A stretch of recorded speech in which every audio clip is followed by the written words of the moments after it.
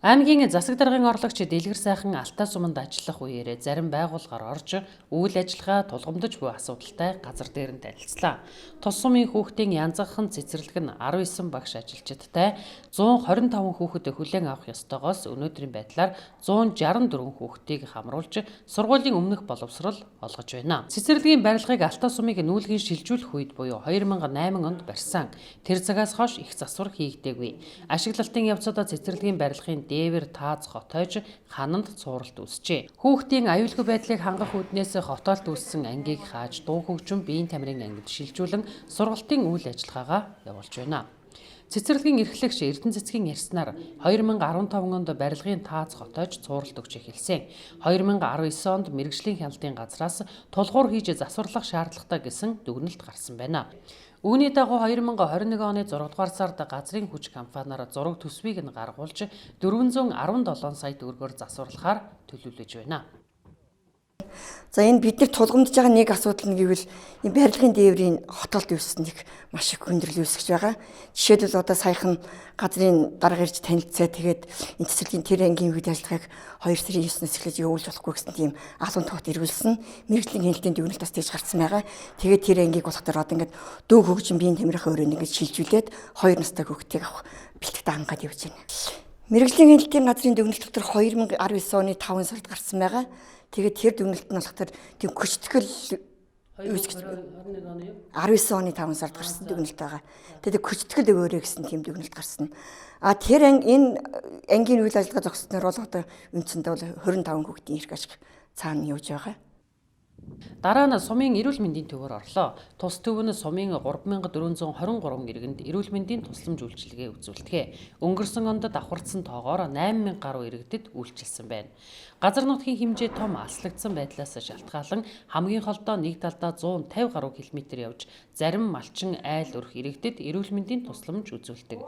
Одоогоор өвчлөлийн нөхцөл байдал харьцангуй бага байгаа ч зайлшгүй шийдвэрлэх шаардлагатай асуудал байсаар байгааг эрхлэгчимж тунгалаг танилцууллаа. Тухайлбал эрүүл мэндийн төвийн унаа, гал тогооны тоног төхөөрөмжийг шинжлэх, мөн он дамжин баригдаж байгаа эмнэлгийн өргөтгөлийг энэ онд багтаан ашиглалтанд оруулах тал дээр анхаарч барилгын компанид нь шаардлага тавьж өгөхийг хүссэн юм а.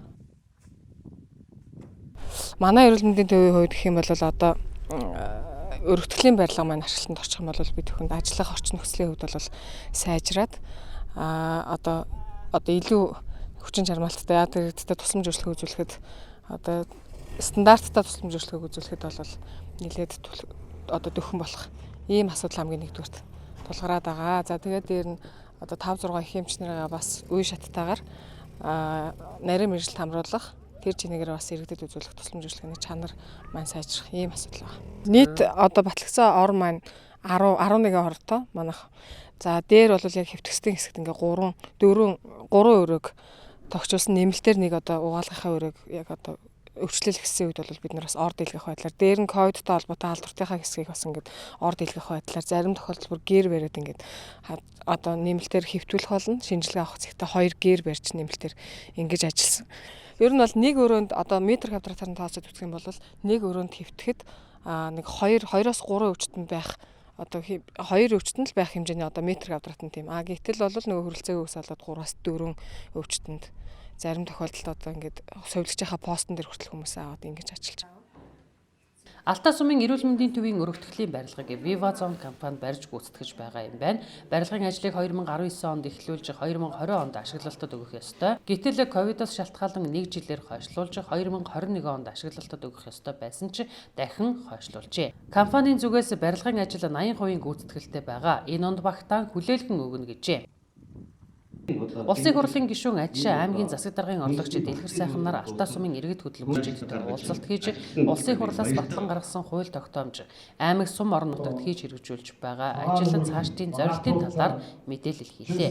Орон нутгийн иргэд уулзалтад өргөнөөр оролцож төв засгийн бодлого шийдвэр орон нутагт тулгамдж буй асуудлын талаар үгээ хэлж үзэл бодлоо илэрхийллээ.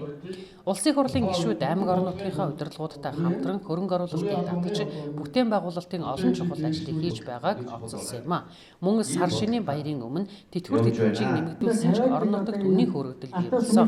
Тухайлбал бензин шатхуун бараг 3,000-д хүрч байгаа нь аслагдсан сумын иргэдийн амьдралд хүн дээр тусч байна. Тиймээс үнийн өсөлттэй уялдуулан цалин үе шаттай нэмэгдүүлэх нь зүйтэй гэсэн саналыг Алтай сумын иргэд гаргаж байлаа.